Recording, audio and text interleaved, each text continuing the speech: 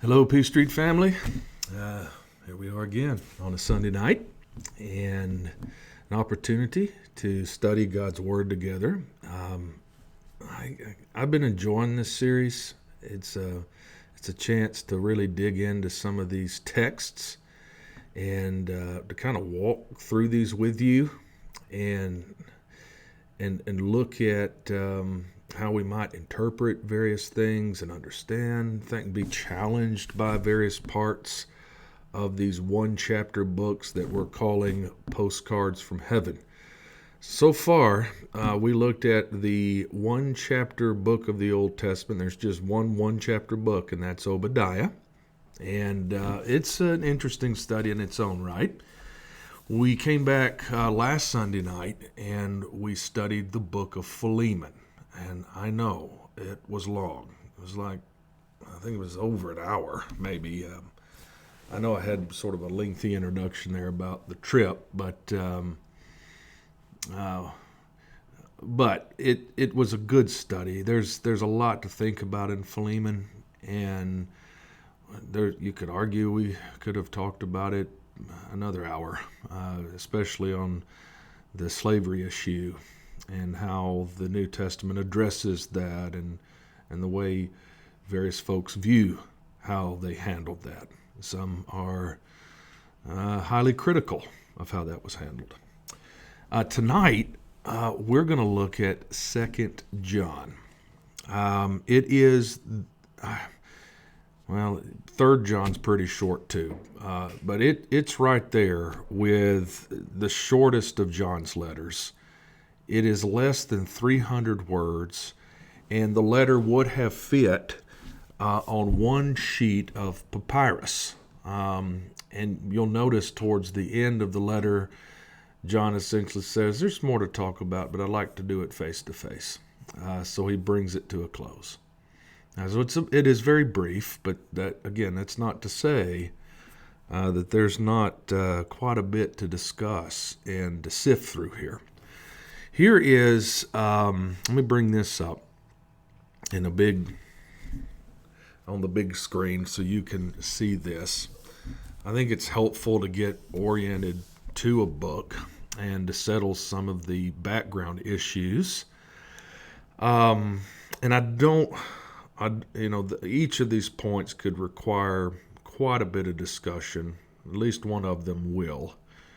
But I do want to supply you with this, at least where I'm coming from on these matters. Is the author, if you've got, and I'd recommend you get 2nd John in front of you in your Bible, and it comes right out, and it says, the elder to the elect lady and her children.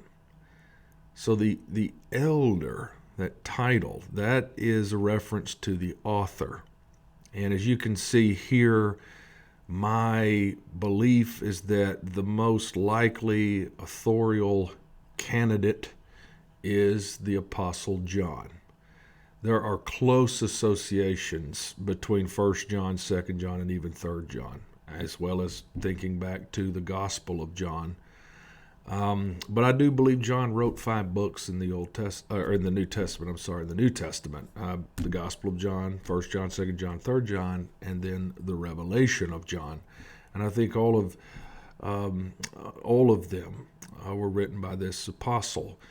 Of course, it raises the question: well, the elder, what's that a reference to? Why use that title? It's probably more to do with authority than age. I think it's pretty clear that John was known by his readers in 2nd John by this title. He knew that they would know who it is that's writing to them, that he did have a measure of authority over them. Again, he was an apostle, and Peter, we know, also functioned as an elder. But this could be just a reference to his relationship. He is in a way a father to these readers. The recipient is an interesting discussion. As we just read, you have the elect lady and her children, and you've got two diverging viewpoints on who or what is being referenced here. So some argue that this is in fact a Christian lady. And there have been some that have looked at the words here, electa, Caria, which is lady, but they've thought maybe these are proper names. Maybe we even have Electa Caria as her first and last name, even though her name would translate into elect lady. And even though at the very end, in verse 13, you got the children of your elect sister greets you, so are we supposed to do the same thing there? So we got one lady named Electa, and then there's another lady named Electa who is greeting her at the end of this letter. It's not outside the possibility that there is a name to be attached, but some just dispense with even trying to give her name. They're just saying it's a chosen lady, an elect lady, and her children, that she was a lady with believing children who was accustomed, as we'll see in the content of 2 John, who was accustomed to showing hospitality to traveling evangelists. And this is why John reaches out to her. Others have suggested, however, that the address is figurative or metaphorical, being a personification rather than an actual person, and that this phrase does refer to a local congregation, with her children referring to the individual members. In verse 13, the greetings here, the children of your elect sister greet you. If you go with that this is a lady that's being addressed with her children, that here is maybe the sister of this lady and her nieces and nephews are greeting her, or you could see that this is a sister congregation, another local congregation of whom John would have been, let's say, a member, so perhaps what we have here in 2 John is not so much a letter addressed to an actual just person and her children, but to a congregation and the members of that congregation. And there seems to be some evidence that this latter idea is best. There's some shifts in the second person. So, in English we have a second person singular, you. We have a second person plural, you. But there's two different pronouns in Greek, one being singular, one being plural, and we see some vacillating between, John using the singular second person pronouns and the plural second person pronouns. And so he's, it just, again, possibility exists here that a good possibility exists that he has in mind a congregation of God's people. The date, 80, 90, I think it's best to see 2 John, not to mention 3 John, coming after the Gospel of John and 1 John. And so a lot of scholars put this in the last century, or the last decade of the first century, I should say. Providence, Ephesus, ancient writers, and more modern scholars are generally agreed that John's headquarters in his later ministry was in the city of Ephesus, and that perhaps this congregation he's writing to in 2 John is a sister congregation in the Roman province of Asia. And then finally you'll see here just a general look at the content. John is cautioning his readers to make sure that they do not show hospitality, that they do not receive itinerant, traveling false teachers. Okay? And that's going to become clear as we walk through 2 John. All right? All right, so here is an outline that will get us through the gospel, through 2 John, through this letter.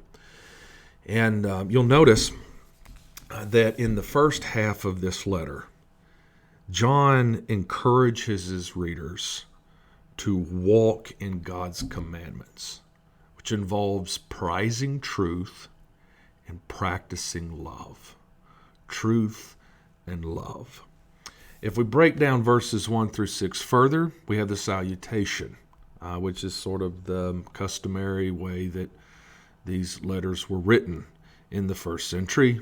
And you will notice here, without even reading it, what I've got highlighted, that there is an obvious emphasis being placed on love and truth right out of the gate. So let me read this, and then I'll just provide some, what we might call some insights or some thoughts. The elder to the elect lady and her children, whom I love in truth, and not only I, but also all who know the truth, because of the truth that abides in us and will be with us forever. Grace, mercy, and peace will be with us from God the Father and from Jesus Christ, the Father's Son, in truth and love. Okay, let me come up in this. All right, so we've already discussed the elder. We're saying that's John. We've discussed the elect lady and her children. You can disagree with the idea that there's a congregation in view here, and that's fine. But you'll notice he says, whom I love in truth. Is he saying whom I really, truly love, whom I genuinely love?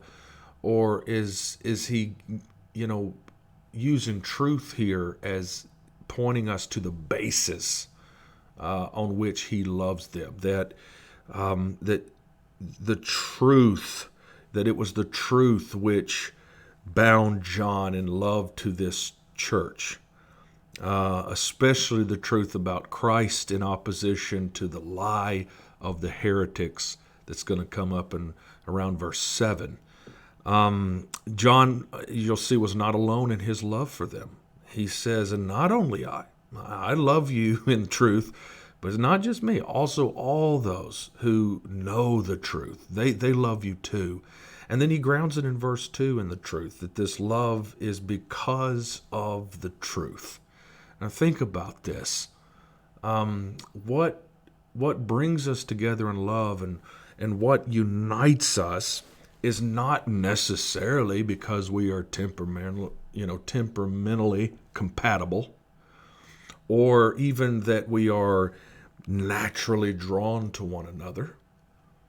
What it is that brings us together, or the reason why we love each other, is because of the truth that we share. And we'll have some more time to think. Love is so over sentimentalized in our culture. And you're going to see here in this letter that John really forces us to rethink this real sentimental view of love. That our love for one another is bound up with the truth, okay? The truth about Christ and the truth from Christ. Verse 3 is a, you see this in Paul's letters. His typical sort of customary greeting is grace to you and peace from God our Father, Lord Jesus Christ. John diverges from that in a few ways. You'll notice first that he includes mercy between grace and peace. Paul always uses sort of grace and peace. John says grace, mercy, and peace. And notice that John says will be with us. So this is less of a prayer and a wish as an affirmation, right? Grace, mercy, and peace will be with us. Paul's greetings are more cast in the form of a sort of a prayer or a hope or a wish for his recipients. Here John says these things are going to be with us. And then you'll notice that it's from God the Father and from Jesus Christ, the Father's Son. The difference here is Jesus Christ is further described as the Father's Son. And then John comes right back to these twin ideas of truth and love. There's been some discussion about whether these are conditions. That, hey, grace and mercy and peace will be with you if you continue in truth and love, if you prize truth, practice love. So, practice the truth and practice love. Or are these consequences that flow out of, God's grace, mercy, and peace being with us? And whatever the case may be, it's clear that these two things, truth and love, are essential marks of the Christian life, which John is about to go on to encourage. So we come to the next verse, and we have this, we're talking about walking in commandments. Verse 4 is going to highlight the idea that we are to walk in truth. So you'll notice in 2 John 4, I rejoiced greatly to find some of your children walking in the truth, just as we were commanded by the Father. There's kind of three things to consider here. On the face of it, when John says that I've rejoiced greatly to find some of your children walking in the truth, is he implying by this that there are others that are not, that there are other members who are not walking in the truth? That maybe they've already succumbed to this false teaching that concerns John. There's really no evidence in 2 John that such is the case. He is going to warn them about something that could happen, but that hasn't happened yet. It might be that all John's saying here is that I've heard that of some of your people are walking in the truth. There's others that he hasn't heard about. They may be walking in the truth. He just doesn't know that. So he's just reporting what he's heard without implying that there are others who are not walking in the truth. When it comes to thinking about walking in the truth is not just believing the truth. It's actually obeying the truth. It is seeking to conform our life to the truth. When you think about walking, this is Paul uses this a lot in his writings. Walking has to do with our conduct, our lifestyle. And to walk in the truth is to believe it, certainly to trust it, and to obey it, to live it out. And you'll notice here that that this was a command. This walking in the truth was a command from God. It's not something that is optional, okay, for Christians. You can't say, hey, I want to be a Christian, but I refuse to walk in the truth. John here says, just as we, includes himself in that, we were commanded by the Father to walk in the truth. And I rejoice in the fact that I hear that I've heard of some of your children walking in the truth. And John starts here, as Paul will do. Paul will often start with a thanksgiving, a prayer report of some kind. There's commendation that John is starting with here. And he has a reason to rejoice, and he reports that. And then we come to the next couple of verses, and the emphasis here is walk in love. So there's walk in truth, and there's walk in love.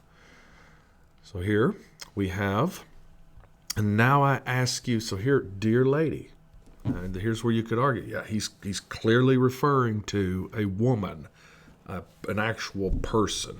But as I've said, others have said, no, this is his way of referring to a congregation of people based on various, other points in 2 John.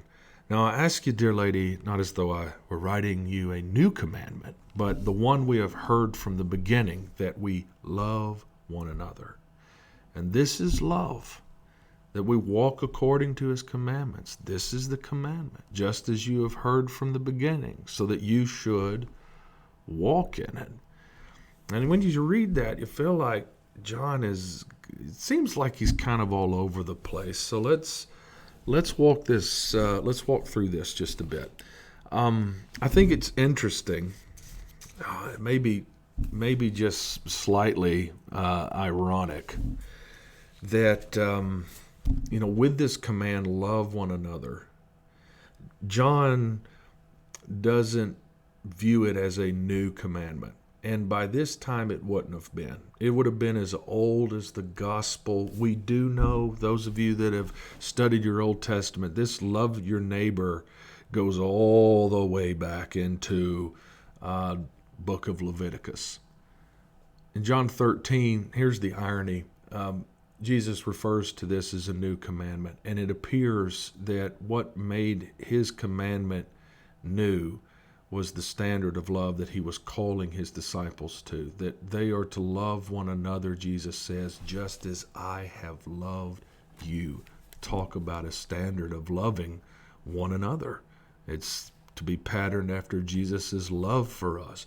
John says, I'm not, but here he is. I mean, we're several decades removed from Jesus, having come and died and been resurrected, even ascended back into heaven. We may be, anywhere from 50 to 60 years removed at this point from those events. And from the beginning here would have been probably a reference to their conversion. This would have been something that was emphasized, especially if John's the guy that's been preaching to them, and that if he's sort of their father in the faith. This is something that he would have taught them, that this would not be news to them, and that they are to love one another. And then in verse 6, he says, and this is love, that we walk according to his commandments. This is important to see. There are, unfortunately, some that believe that love does not bring obligations, responsibilities.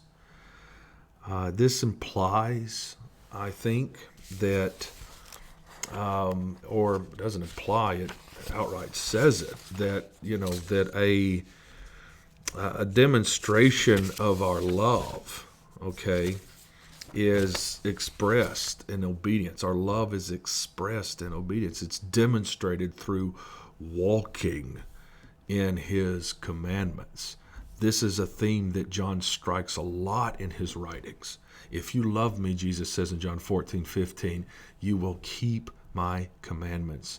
It's something that he returns to in 1 John. Here it is again in 2 John 6.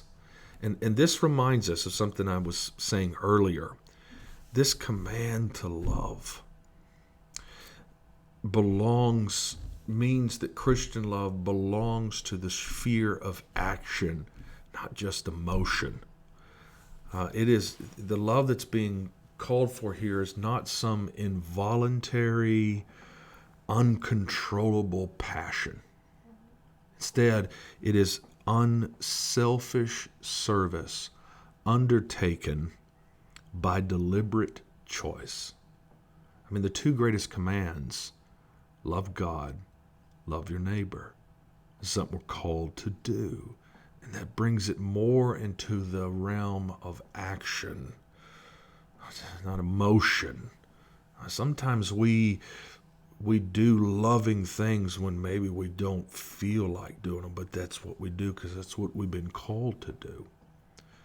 And again, a demonstration of our love is seen in keeping God's commandments. We are to walk according to his commandments, and therefore to walk in truth and to walk in love, because these are his commands. Okay? All right, we transition from that first section to the second section. So let me bring this up. So we had walking commandments. Now we're transitioning to watch for counterfeits. So in the first half of the letter, John was concerned with the inner life of the local fellowship. And in the second half, John is concerned with the doctrinal danger that threatens the local fellowship from without. And so John's reason Okay, John's reason for wanting to see the church strengthened in truth and love is because, as he's about to say, many deceivers have gone out into the world to spread their lies. So let's move to this verses 7 through 9 as we break this down. We have the doctrine of deceivers, a focus on the teaching, okay, and the importance of shunning this teaching and embracing true teaching, okay? So here we are.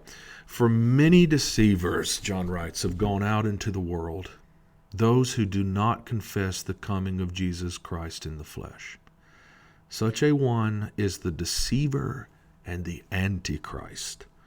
Watch yourselves, so that you may not lose what we have worked for, but may win a full reward. Everyone who goes on ahead does not abide in the teaching of Christ does not have God. And whoever abides in the teaching has both the Father and the Son.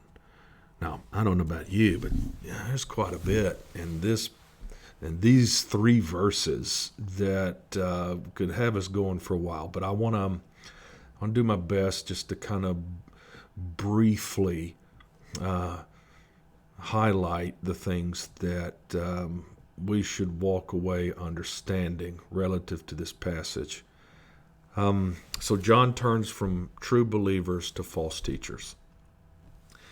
We know in 1 John 4:1 that John wrote there that many false prophets have gone out into the world. Here he writes that many deceivers have gone out into the world.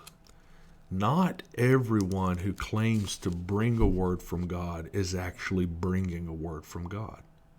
Not everyone who claims to be teaching the truth of God is actually teaching the truth of God. Not everyone who stands in front of people and teaches from the Bible is actually teaching the truth from the Bible. There can be error. Just as there's truth, there can be falsehood. And what's fascinating is we're living in a culture that just finds it hard to say that anyone is wrong, or that any person could actually be guilty of spreading lies or spreading untruths. John wasn't under any illusions here. He said there's many deceivers that have gone out into the world. And he gets pretty specific here. He identifies their error as their inability, or unwillingness, we should say, to confess that Jesus came in the flesh. Now, if there is something that John in particular is interested in underscoring in his writings, it is the fact that in Jesus of Nazareth, humanity and divinity coalesced. And there were those, apparently towards the end of the first century, certainly ramping it up in the second century, who denied that Jesus came in the flesh. There is many folks will at this point discuss asceticism. It comes from a Greek word that means to seem, and the whole idea that could be behind their unwillingness to confess that Jesus came in the flesh was because there were groups that came to view the flesh as evil and the spirit as good, and the thought was there's no way that the Son of God, that God could have inhabited, flesh, that there's just no way, because that would have contaminated him. So their idea is that it only seemed that he was human, but in fact he wasn't. It was an apparition of sorts. That may be what's behind this.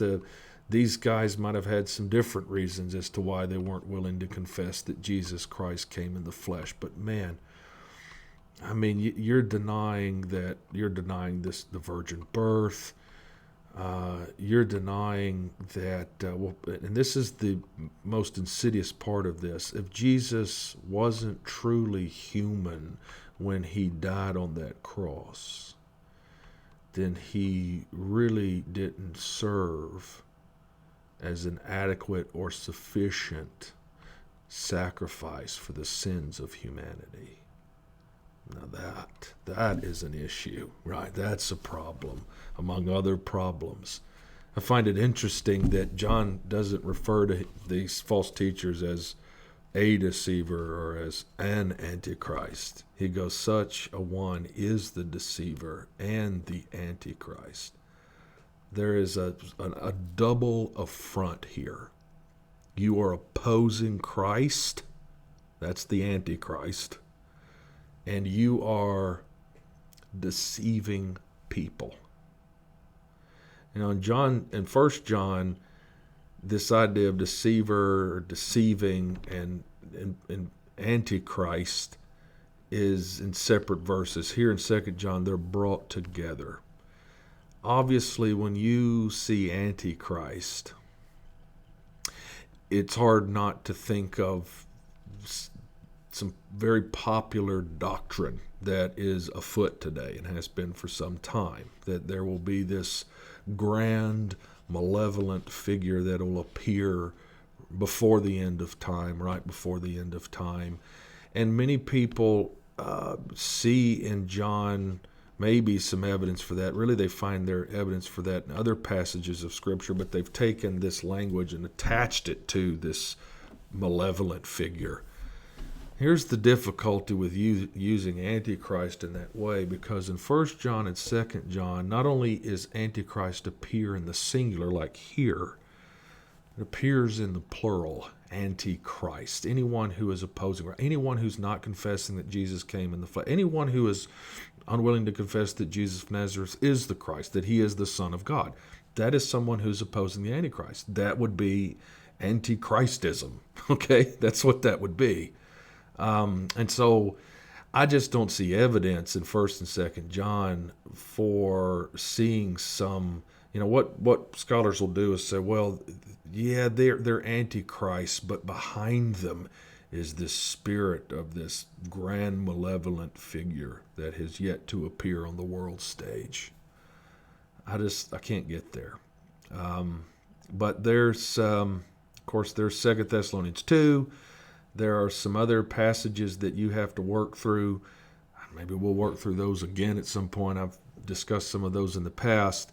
But that's what we can say in this context about what John's getting at with deceiver and antichrist. They're opposing Christ and they're trying to deceive people. And in verse 8 he says, watch yourselves, right? Don't relax your vigilance. Keep an eye on yourselves. Keep a lookout for these guys, okay? Watch for the counterfeits. John tells his readers that they do not want to forfeit what we have worked for. And it seems to see there's some solidarity here between John and his readers, but that we may win a full reward. And with verse 8, this is where a lot of people will say, so he's not talking about losing your salvation. He's talking about, losing a full reward. However true that might be of verse 8, verse 9, though, seems to speak to even a greater seriousness here. Notice, everyone who goes ahead and does not abide in the teaching of Christ does not have God. Okay? And by extension, you don't have Christ. To me, not having God, not having Christ is to be lost. This is important that we see this as God's people. There is an expectation and a responsibility to abide in the teaching of Christ. Now that phrase, the teaching of Christ, has also occasioned no shortage of discussion. What do we mean by the teaching of Christ? If you take that as an objective genitive, what you are saying is that this is the teaching about Christ, which in this context is kind of what, we have people that are they are denying a truth about Christ, that Christ came in the flesh. So many people, based on the immediate context here argue that the teaching of Christ that John is thinking about has to do with the teaching about Christ, about his person, about his nature, extending even maybe to, his atonement and all, and his resurrection from the dead.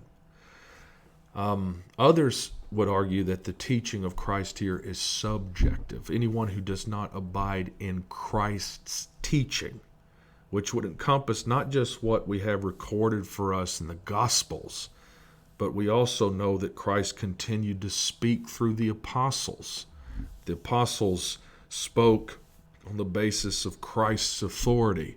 And so that this is a bit broader in view here. And many would say that based on maybe a more remote context, that's what John has in view here. And then not a few scholars have argued for what's called a plenary genitive, a full genitive. And what they mean by that is it's both and. It's the teaching about Christ and it's the teaching from Christ. Okay? And you're like, well, Jacob, where are you at on this? Hey, even if you argue that this is an objective genitive and this all John's worried about here is the teaching about Christ, specifically the fact of his incarnation, there are a host of other passages that make it quite clear that we don't just get to kind of take or leave what we want from the teaching of Christ in Scripture. We got 27 books. They're all at our disposal. There is the expectation that we will read them, the expectation that we will do our due diligence to study them, and beyond that, to live them. So I don't get real tore up about this if we decide it's an object. Don't get tore up about it if somebody can show you this is teaching about Christ, not teaching from Christ. There is this expectation that we will abide in the teaching about Christ and the teaching from Christ. And those who do not have God. But the flip side of this, the positive side of this, is whoever abides in the teaching has both the Father and the Son. Okay, we move to back to our outline. And you'll notice we moved from the doctrine of deceivers to an admonition that John is going to give his readers here: decline the deceivers. Okay? So here we have, if anyone comes to you and does not bring this teaching, do not receive him into your house or give him any greeting, for whoever greets him takes part in his wicked works. These two verses do raise a lot of questions, especially in the realm of application. And I wish we had more time. We don't. But I'll give you just some things to consider, some things to think about. It's obvious that, for John, that the lies, the false teaching of these deceivers, these antichrists, was so serious that it could cause adherents to lose both the Father and the Son. And John, not only exhorts his readers to take heed to themselves, which we just saw in the previous verses, but instructs them on how to treat an itinerant false teacher who, having gone into the world, might possibly come to you. If anyone comes to you and does not bring this teaching, now what's the teaching? Again, we come back to, I think probably in context, we're best hanging out with this teaching about Christ, okay? That in this immediate context, the teaching relative to Jesus coming in the flesh and all the implications of that if you deny it, okay? So he goes, if anyone comes to you and does not bring this teaching, don't receive him into your house. Give him any greeting. Now, we got to look at house here. Is this this is where you could argue he is definitely talking to a woman and her children, okay? And principally the woman who perhaps was in the business of I don't want to say business, but you understand, of being hospitable to traveling missionaries. Inns, motels in those days were suspect at best. And so a lot of traveling missionaries were dependent upon the hospitality of, Christians, churches in various locations to give them lodging and so forth and so on. Again, the possibility here is this is dealing with house of individual Christians, the house, like we said, of this woman, but it could be a reference to the house. This is before the days of church buildings, that churches would meet in a house. And that on that reading, what we're seeing here is, hey, if these false teachers come to your church, your assembly, and they're wanting admittance, maybe even a chance not just to be present, but to broadcast their false teaching, don't let them in there. They have no business being in there. Don't allow them to come in there and have any influence over your church, your congregation, your local fellowship. That could be, what's in view here. Or if we're looking at it on a more, individual homes basis, hey, don't give them any sort of hospitality. Don't allow them to get a foothold in your community. Okay, shun them, because what they are bringing is destructive, not constructive. And if you were to aid and abet them, you are taking part in their wicked works. Here's where, application of this is tough, okay? There are some people that could use this passage and it's like, well, I'm not going to be hospitable or allow in my church or allow in my home anybody whose opinion I don't agree with.